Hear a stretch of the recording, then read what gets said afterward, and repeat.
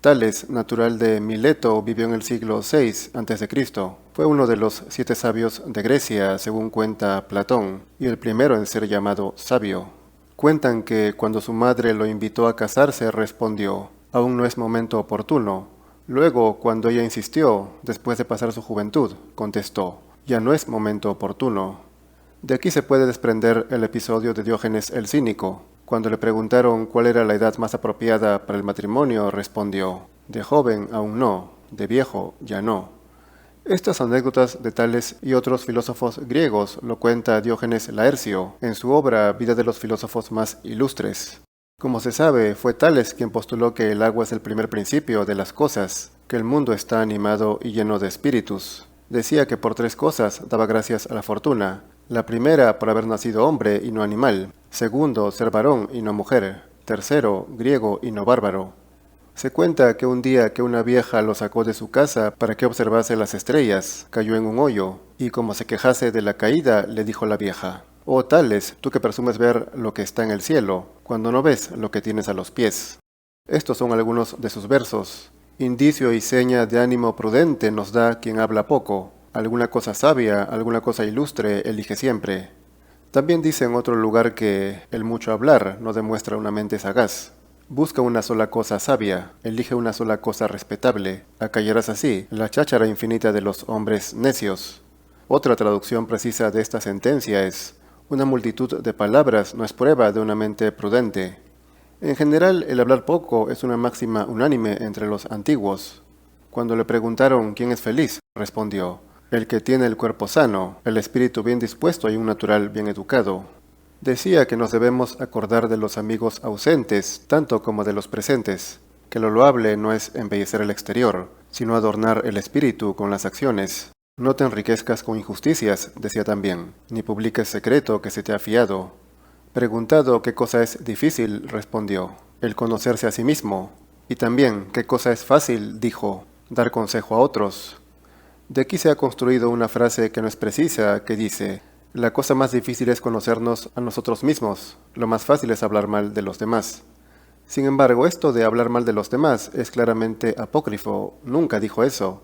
Cuando le preguntaron qué cosa es Dios, respondió: lo que no tiene principio ni fin. ¿Cómo viviremos mejor y más santamente? Respondió: no cometiendo lo que reprendemos en otros. Por suyas se cuentan estas sentencias.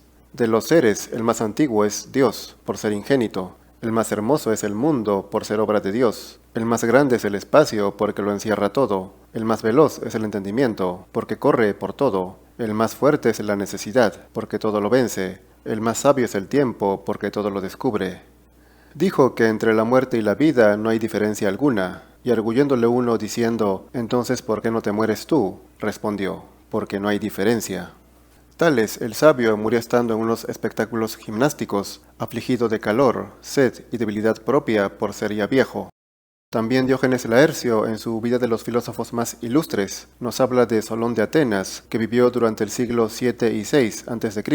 Fue uno de los 7 sabios de Grecia. Decía que las palabras son imágenes de las obras, que las leyes son como las telarañas, pues éstas detienen y enredan al débil y de poca fuerza, pero los poderosos las rompen y escapan.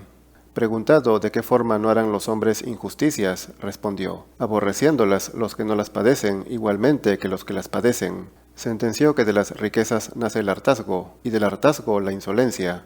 Sobre la riqueza también dijo: porque muchas veces los malos son ricos y los buenos pobres. No intercambiaremos con ellos nuestra virtud por su riqueza, ya que la virtud permanece siempre mientras que las riquezas cambian. Solón daba los siguientes consejos: empieza a mandar después de aprender a obedecer. No aconsejes lo más agradable, sino lo más provechoso. Toma por guía la razón. No te familiarices con los malos. Venera a los dioses. Honra a los padres. Considera más leal la hombría de bien que un juramento. No mientas, dedícate a lo importante. No hagas amigos con rapidez, ni dejes los que ya hubieres hecho. Otra sentencia dice: examina a los hombres uno a uno, y observa si con rostro placentero ocultan falsedad sus corazones, y si hablan con doblez palabras claras, de oscuro entendimiento. Dicen algunos que Creso, que se había revestido de toda clase de adornos y sentado en su trono, le preguntó si había visto algún espectáculo más hermoso, y él contestó: los gallos, los faisanes y los pavos reales, porque están adornados por una belleza natural y 1000 veces más hermosa. Hay otra anécdota conocida en la cual Creso le preguntó a Solón quién es el hombre más feliz de todos. Creso creía que por ser él un rey muy rico era el más feliz, pero Solón le respondió otro nombre, Telo, y cuando le preguntó quién era el segundo más feliz, le respondió que Cleobis y Bitón. Estos personajes que respondió Solón tenían una perfecta salud y habían sido muy valientes en importantes batallas. Sin duda, Solón era sabio. Luego, algunas de sus famosas leyes son las siguientes: quien no alimente a sus padres sea infame, y lo mismo quien consuma su patrimonio en glotonerías. Que el ocioso debe rendir cuentas a todo aquel que quiera acusarlo, y si alguien saca el único ojo a un tuerto, que le saquen a cambio los 2 suyos. Esto es más preciso que la ley del talión, pues el ojo por ojo no le hace justicia al tuerto, quien no solo pierde un ojo, sino la visión entera. Del mismo modo, el malhechor ha de perder la visión, los 2 ojos. Dice: al magistrado que se ha encontrado borracho, pena de muerte.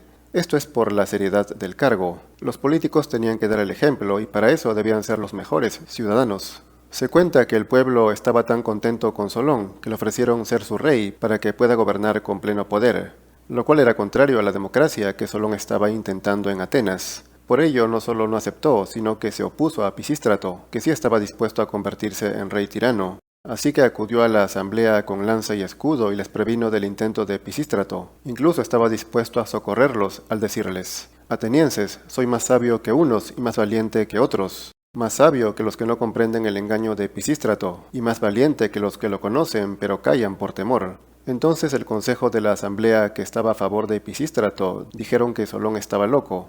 De esta manera Pisístrato llegó al poder, a pesar de la valentía de Solón, que armado intentó evitarlo, siendo tomado por loco, como suele pasar con los que están del lado del bien.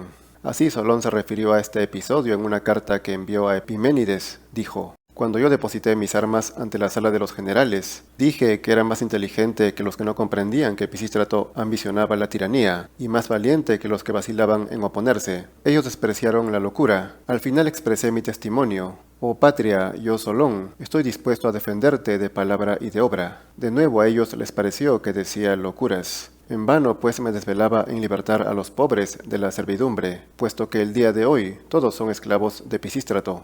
También sentenció: así como las nubes, nieves y granizos arrojan truenos, rayos y centellas, así en la ciudad de muchos poderosos caerá el ciego pueblo en servidumbre.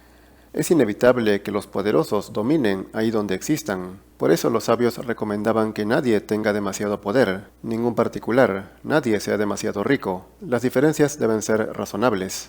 Escribió a los atenienses en esta forma: si oprimidos se ven, echen la culpa sobre ustedes mismos, no a los dioses. Dando a algunos poder, dando riquezas, compran la servidumbre más odiosa. De ese varón les engaña el habla, y nada reparan en sus acciones.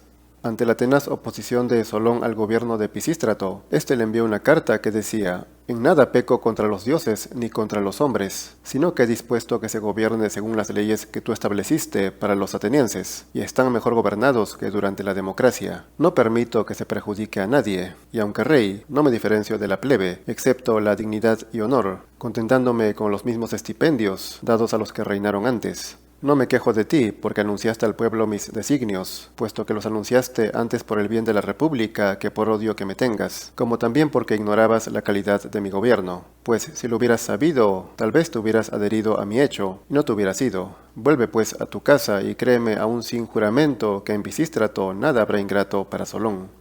Luego Solón también le envió una carta diciendo: creo que nada malo sufriré de ti. Efectivamente antes de la tiranía era amigo tuyo, y ahora no te soy más contrario que cualquiera de los demás atenienses a quien no le guste la monarquía.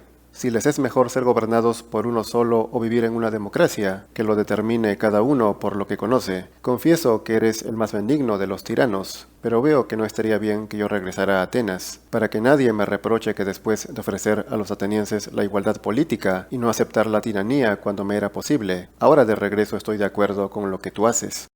Solón reconoce pues las bondades de Pisístrato, y que ser tirano no significa ser el peor hombre. En realidad, esta tiranía era una monarquía en la cual principalmente Pisístrato decidía las cosas, no el pueblo reunido en asamblea como debía ser en una auténtica democracia. O sea, el pueblo tenía que confiar ciegamente en la sabiduría del gobernante, lo cual puede ser lo mejor si el gobernante es el mejor, virtuoso y bueno, o lo peor si es perverso. Pero Pisístrato, como dice Solón, era bueno comparado con otros, pero insistía en la democracia por considerarla mejor. Luego dice en otra carta a Solón: ni mis leyes iban a beneficiar en mucho a los atenienses, ni tú al purificarlas has beneficiado a la ciudad, porque la religión y los legisladores no pueden por sí mismos beneficiar a las ciudades, a no ser que los que conducen a la muchedumbre se comporten con sabiduría. Así la religión y las leyes, cuando ellos se comportan bien, son útiles, pero si se comportan mal, para nada sirven. Para Solón, así como para cualquier sabio, lo más importante son las acciones, el ejemplo que da quien está al frente, los que están a la cabeza. La gente hace lo que ellos hacen, no lo que les dicen. Por último, Solón reformó los honores que se daban a los atletas y estableció que quien venciese en los Juegos Olímpicos se le diesen 500 dracmas, al que en los Juegos Ístmicos 100, y así en los demás certámenes. Decía que ningún bien se seguía de engrandecer semejantes honores. Antes bien, debían darse a los que hubiesen muerto en la guerra, criando e instruyendo a sus hijos, pues con este estímulo se portarían fuertes y valerosos en los combates. Pero los atletas y gladiadores, decía, además de ser de mucho gasto, aun cuando vencen, son perniciosos, y en la senectud son ropa vieja a quien dejó la trama. Los atletas, puesto que su valor está en el desempeño físico, cuando el cuerpo envejece lo pierden, y se podría decir que no sirven. En cambio, el sabio, que ha acumulado conocimientos útiles, virtud y valores espirituales en su alma, siempre será valioso para una ciudad. Esto tendría que tener la mayor atención, honor e importancia. El mundo de hoy, sin embargo, premia lo que tiene menos valor, y aplaude lo más hueco y nulo, lo superficial, por desgracia.